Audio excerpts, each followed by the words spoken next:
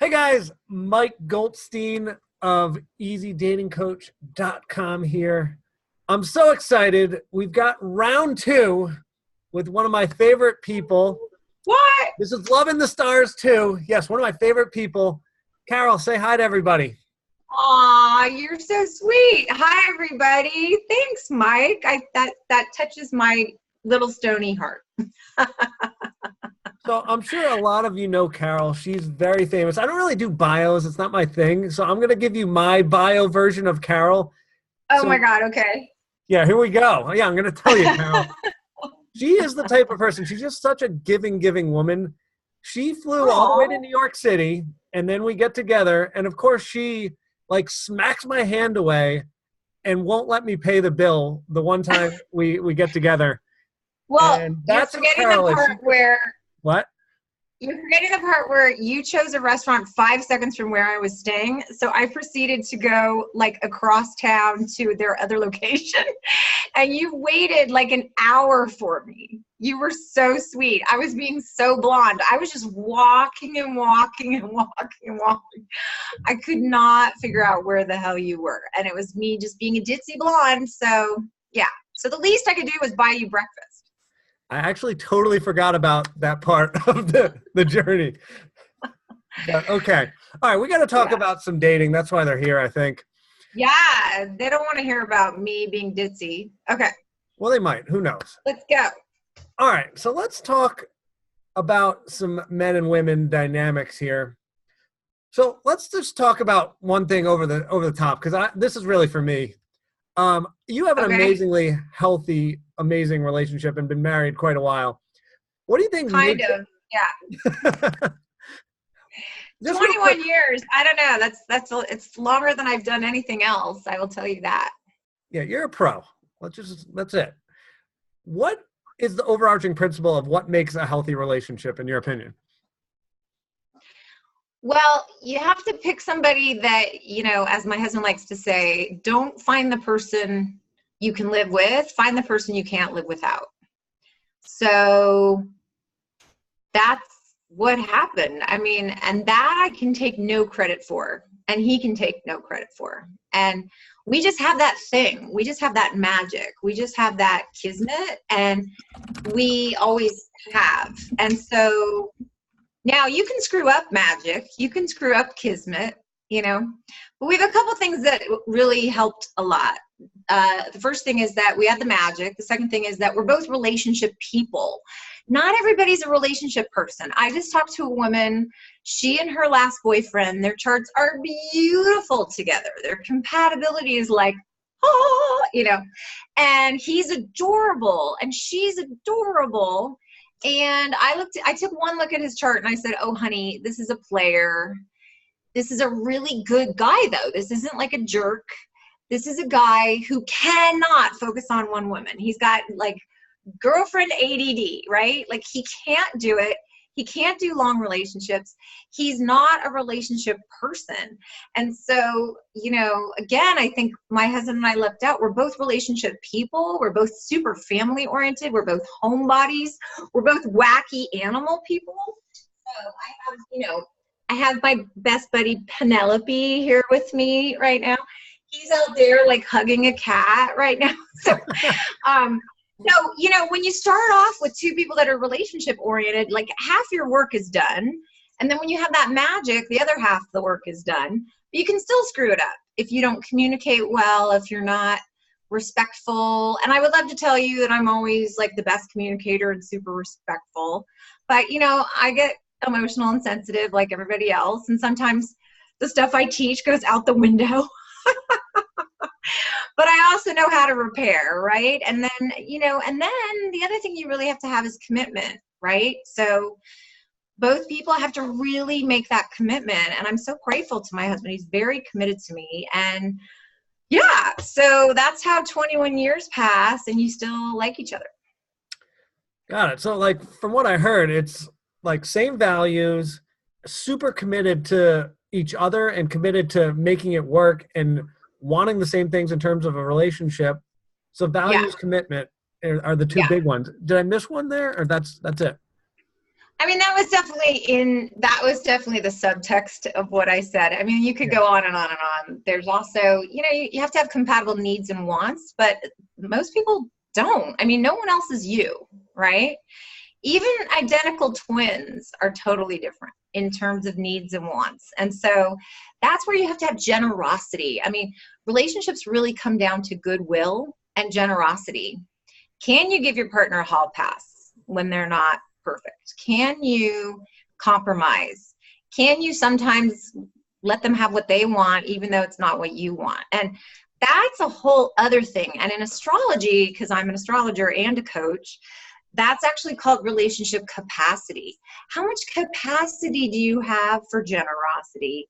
How much capacity does someone else have for generosity? I don't care how much you love someone. If they're not generous with you, please run. Like, please, please get out. And you won't be happy. You won't. If it's always their way, I have a coaching client right now. It's with a guy, and I just had her do this really big assessment I have people do. And she literally gave like their sex life a 9 out of 10, their intellectual life a 9 out of 10, their social life a 9 out of 10. Like I was looking at this going, why are you hiring me? Right? Like, what the hell do you need me for? And she said, he's not generous. He's not empathetic. It's always what he wants. She said her mother, his mother even calls him the bride, like, because he needs so much of that special treatment all the time. And by the way, I find men's mothers are really honest with the women they date about the men. Like, ladies, listen to the mothers of the men that you go out with, right? So even though she's giving him all these beautiful high marks, and I said, what would you give him on a scale of 1 to 10 as a person? And she said a 10. Like, literally, she thinks this guy is so great and their relationship is so great, but it's not, because it's always his way and it's always what he wants, and she's not happy. So, very interesting. So what did you tell her to do to resolve this or get this moving in the right direction for her? Honestly, I don't know that she can. I mean, I think the other thing that makes relationships really work is you accept who someone is, and you hopefully can get your core needs met enough. So one of her challenges is, like a lot of women, she was just so happy to find all that good stuff, and I'm sure men do this too, that she tried to minimize her own feelings about the stuff that wasn't there. She tried to talk herself out of her needs. Oh, it's not so bad that I always have to go to him. Oh, it's not so bad that he just watches me lug in the wood from the snow and build the fire by myself. Oh, it's not so bad that I never get to do the things I really love because he's not interested, right? Oh, it's not so bad. I think we're so thrilled to find amazing sex. We're so thrilled to find great friendship. We're so thrilled to find intellectual rapport and fun. His kids like her kids. I mean, they have a lot. But I'm really a fan of people really looking at who is this person and what are they capable of, and who are you and what are you capable of. And yes, we're all on a spectrum, and yes, we can all lean into our better, higher selves to a point, right? But at the end of the day, people are who they are, and getting somebody to change. I mean, what's that horrible saying? Unless they're in diapers, you can't change them. Right? So, and please, save dating guys in diapers for really later, like way later. So I'm really trying to get her to say, can you accept him? And if you can't, and you truly want more, I mean, she's a great woman in the prime of life who could have more, then you have to make a really hard choice, right? Which is to walk away. Because what ends up happening as we stuff our needs, stuff our desires, is we start becoming resentful. And that's when we get really bitchy. And that's when we change on men. Because all that stuff we've been like pretending we were okay with because we were so happy to get the other stuff. As we get more secure and comfortable in a relationship, we also get more honest with ourselves, right? And then oftentimes we start complaining, and men are like, whoa, whoa, whoa, whoa, what happened? You were so happy before. Well, it's not that we were so happy before. It's just that we were so happy with some of what was happening. But now we want to fight for the whole package. We want more. And that's when we start. I mean, listen, all the women watching this are like, you know? So, and that's hard for men, because men will often say, oh, women change. When you commit to a woman, then she changes. That's what they're talking about. Interesting. Yeah. So wait, so it sounds like one of the most important things is picking who you're going to be in the foxhole with, right? Totally. So yeah. How do we combat, I'm going to be devil's advocate and make this super hard on you. Okay. How do we combat like really picking the right person and not being like crazy selective and staying single for the rest of your life, but really getting the full value, getting the amazing man? How do we do it? How do we get it done?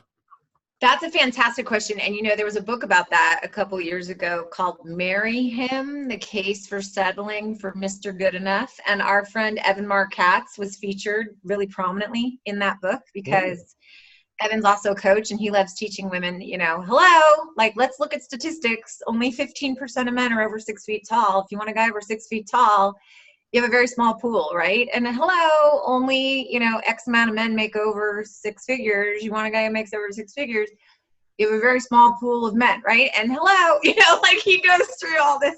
So he does this in the book. And, you know, the upshot of the book is basically, when I say whole package, I don't mean the person with all the resume items that you want. I don't mean the person with everything your heart desires.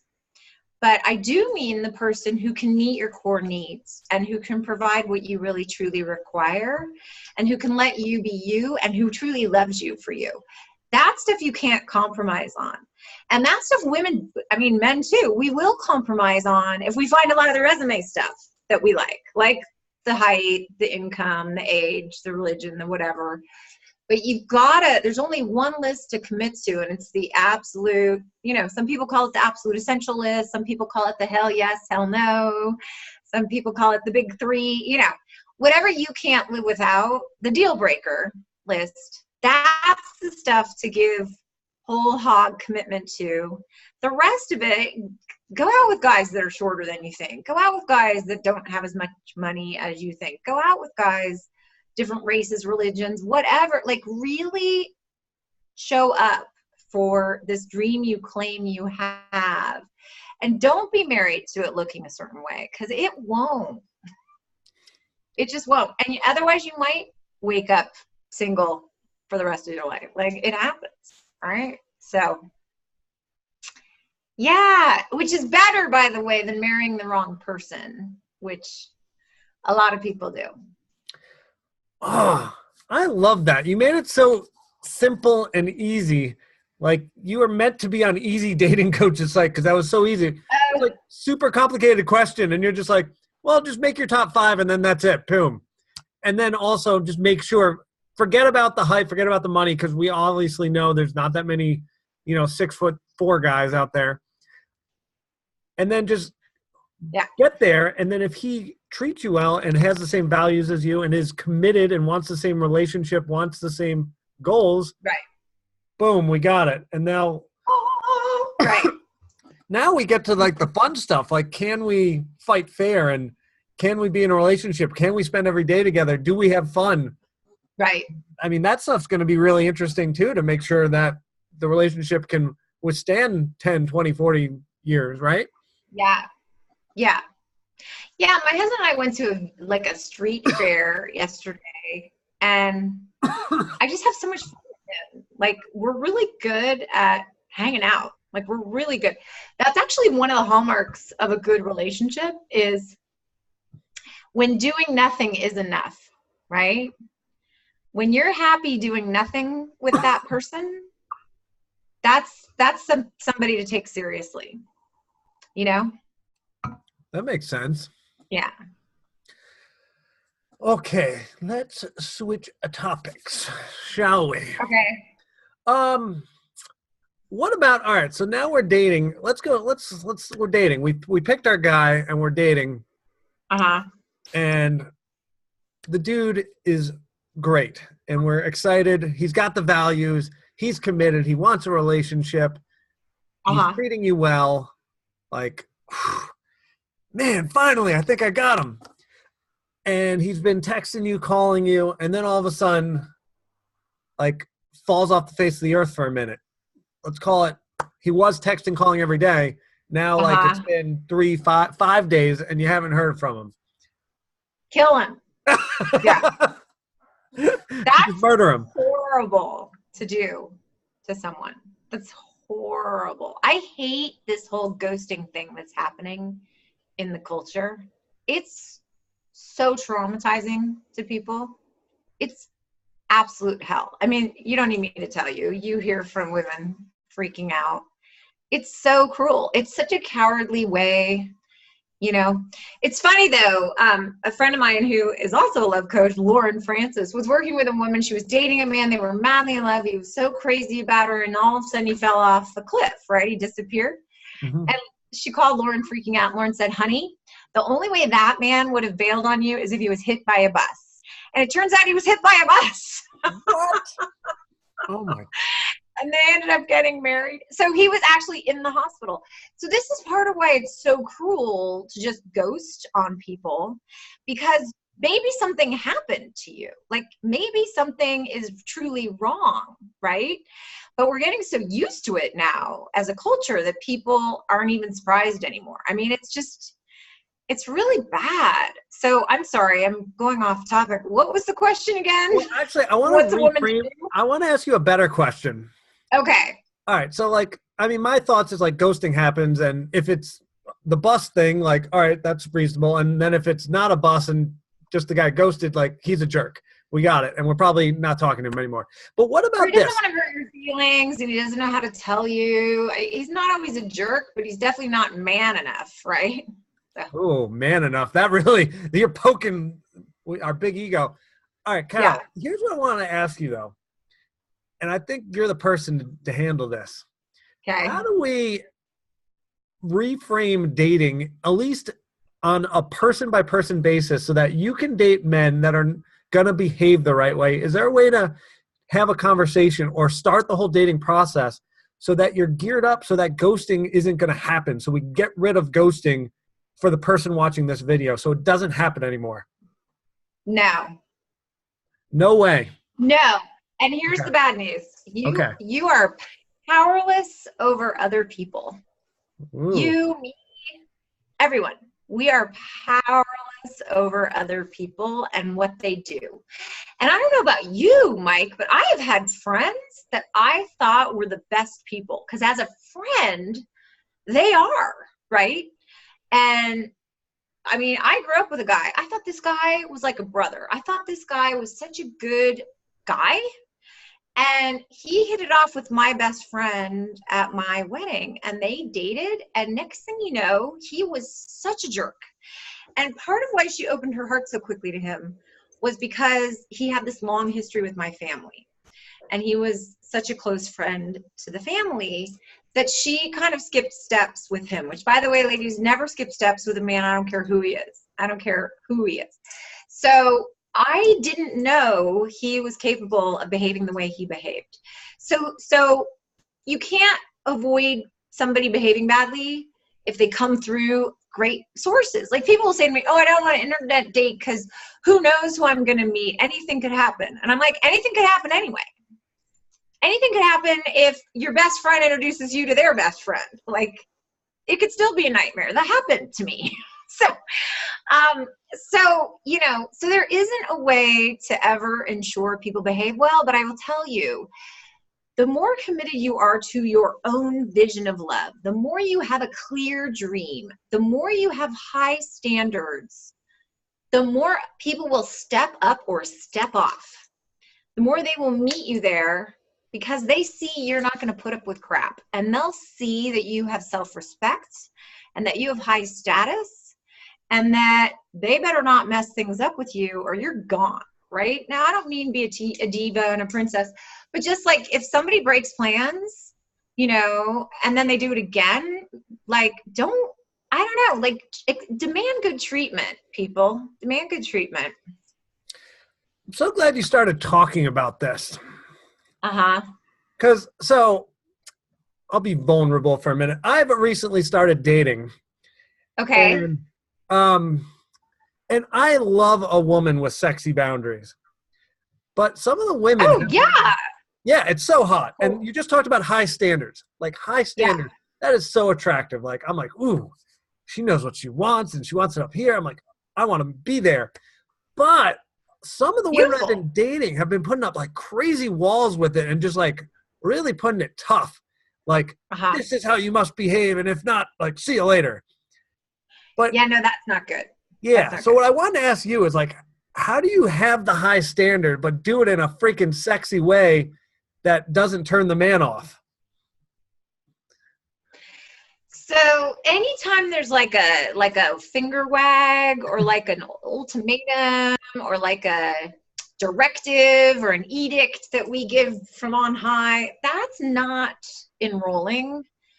That's talking down to someone. So the women that have done that to you, you've probably lost your attraction for them because they were talking down to you.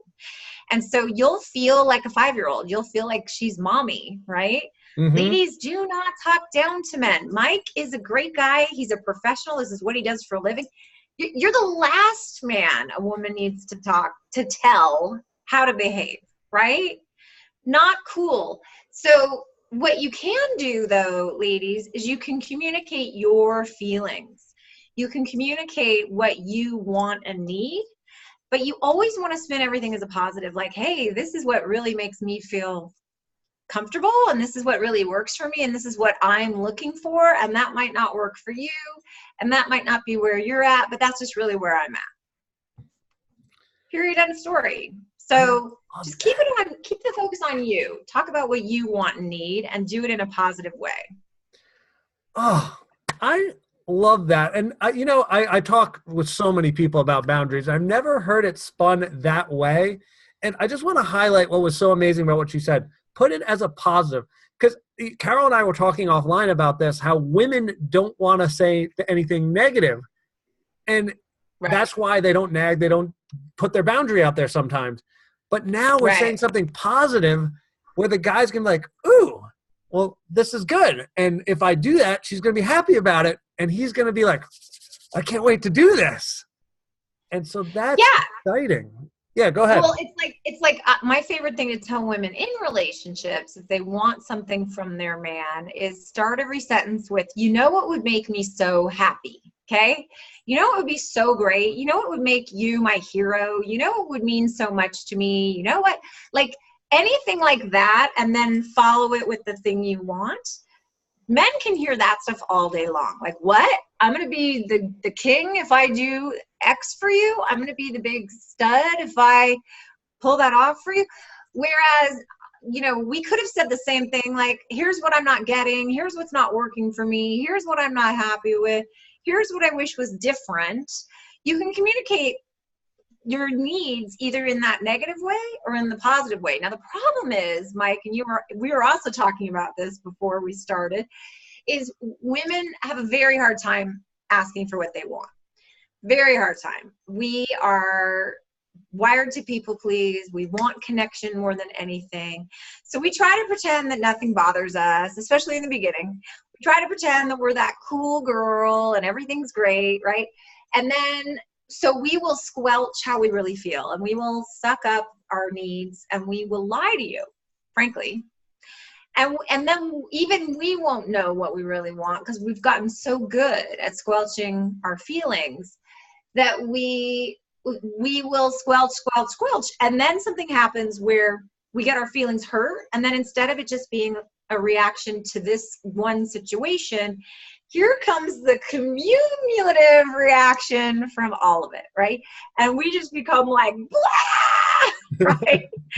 And this is part of why men think women are crazy, right? Because we're like, I'm fine, everything's cool, it's good, it's all right. And then we're like, wow, like our hair's on fire. So what women need to do is just tell the truth from the beginning, but in a positive way, and in a non-judgmental way. Like, hey, here's what I'm looking for. Here's what's working for me. What about you?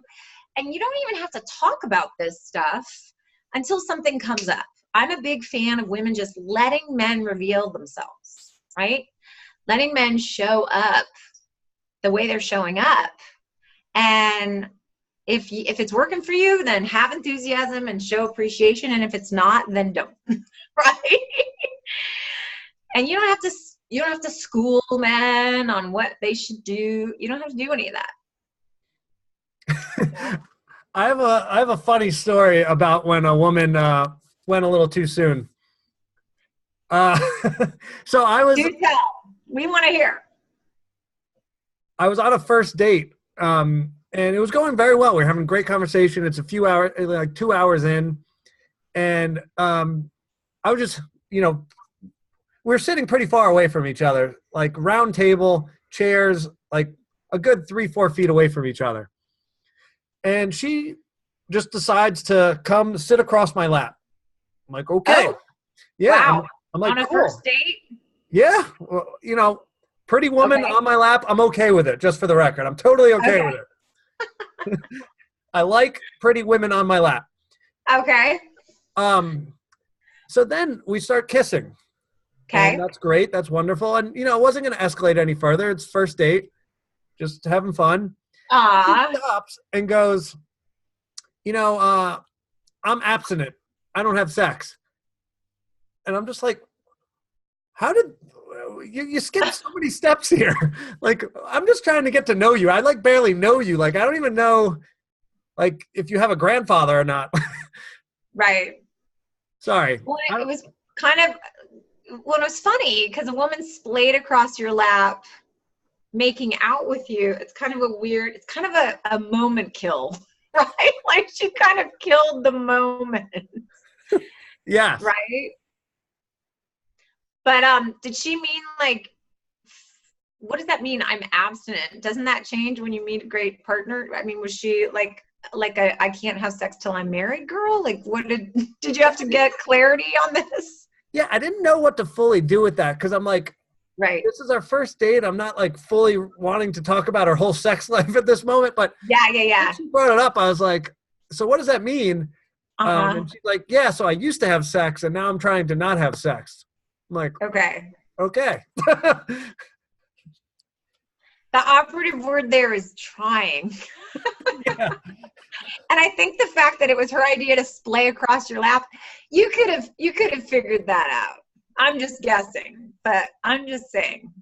Yeah, I mean, it was very confusing. So for women, my male brain is very confused because her actions are saying, hey, I want to have sex. But then her words are saying, I don't want to have sex. So now I'm just confused. And that's how the male brain went. Well, women, when they want to be on your lap, they want to be on your lap. And when they're kissing you, they want to kiss you. So it doesn't necessarily mean anything more. And so just like women tend to think if a guy's calling a lot and texting a lot, it means he wants a relationship. No, it means he wants to call and text. That's what it means. So he might want a relationship, but that's a leap, right? So you also took a leap, which I don't mind, I'm glad you shared that because that's how the male brain works. Like, men's brains are like, well, what's the point of kissing and being on my lap if we're not ever, you know what I mean? If we're not working up to that, right? So, we're all so nuts. So I have no idea why I told that story. Well, we want to know what happened. So what happened? Nothing. I mean, it was somewhat recent, so we're still talking, but we'd have to have another video in a few weeks to tell you what the outcome is. I'm in. Okay, I'm totally in. Let's go. Yeah, we'll have an update on my sex life. I'm just here to tell you that's a woman you can wear down. Thank you. Well, I appreciate that. Especially the I used to have sex part. So, yeah.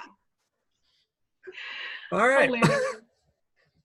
So I guess so I like so for women, I love the aggressiveness of coming on the lap. That's enjoyable for a man. Okay. and then, a kiss or two, and then remove yourself from the situation. So you came Yeah, into yeah, my yeah. airspace. Without a speech, without a big speech. Yeah, no speech. Come into my airspace. Remove yourself from my airspace, and then Yeah. we can resume the evening. And now there was flirting, there was fun, and now we'll get to know each other some more. And I think that's totally great advice. and then of course, if the man keeps trying to push things, then of Yeah. course you can have your high standard, right? Is that Right. good advice, And you know Carol? what? Women don't need to be all heavy-handed and serious and earnest about it. I find women way too earnest on early dates, right? Like, you didn't need some whole speech about how she's trying to not be so much fun anymore. Right? No more fun. She could have just said, so, hey, Tiger, I just wanted to come over here and be on your lap, but don't get any wild ideas. She could have just said that. Like, she could have just been playful about it. I always tell women, like, you can be light and happy and still communicate boundaries without being like a big, heavy, serious. It's, like, women will say to me, same thing, like, oh, when I told him we can't have sex till we both have an STD test. Like, talk about first date killing conversation. It's like, wow, really? You're having like that conversation in the first couple of dates? Like, no. Yeah. It's no fun. She could have just like boosted the crap out of my ego and been like, "Oh my God, Mike, you are so strong," and I'm just oh my God, your lips are just amazing. But now, Wah, wah. yeah. Anyway, yeah. All right. I digress. All right. Well, you could have been funny back. You could have said, so is there a time machine somewhere that I could get on to go back to the days before this decision of yours? How long exactly is this new habit of yours? What has to happen? I'm kidding. But you could have just been funny. I mean, you could have even said, don't flatter yourself. I'm not that kind of a guy. I don't have sex until marriage. You take me for some cheap, tawdry boy toy. Yeah. You're gonna have to work a little harder than that, Missy. Like, you can just flip it. Don't go flattering yourself anyway, This is all very special and for a very special lady. Not everyone gets this wonderful beer belly on top of them. You are not just a piece of meat, Mike. You have a brain. You have a brain. Yeah, like a small one that works occasionally. Yeah. All right. Oh my gosh. Well, I guess we should talk about some other stuff, huh? What did I want to ask you? I had a really good one. I did. And then, that girl got on my lap.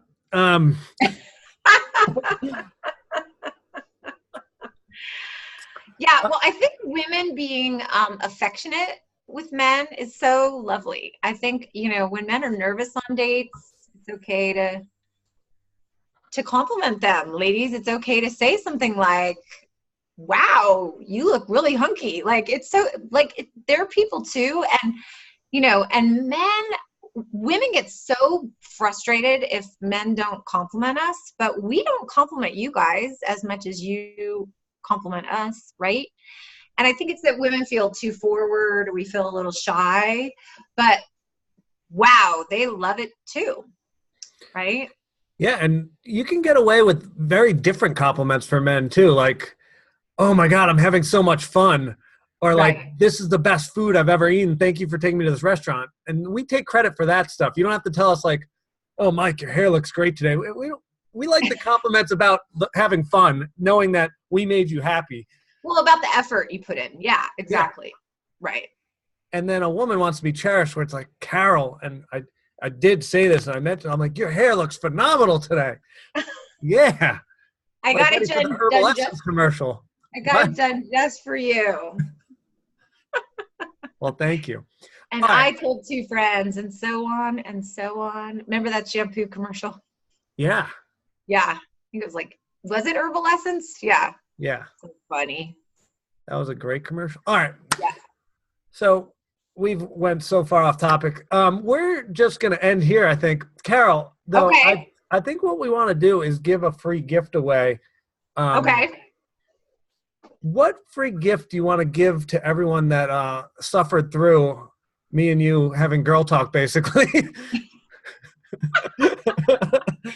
And talking about our hair. Yeah. I think, and it may be what I gave away in part one. I don't remember the last time you interviewed me, but it's called The 5 Astrological Archetypes of Relationships. And it's a little ebook that walks you through the different astrological archetypes. It got so I could give a reading, and before the person even called or walked in the door, I knew exactly what their biggest blocks were in love. I could tell if they were probably single or not. I could tell what their biggest challenges were in relationships, all from their chart. And it wasn't from what sign they were. It was from far more complicated indicators.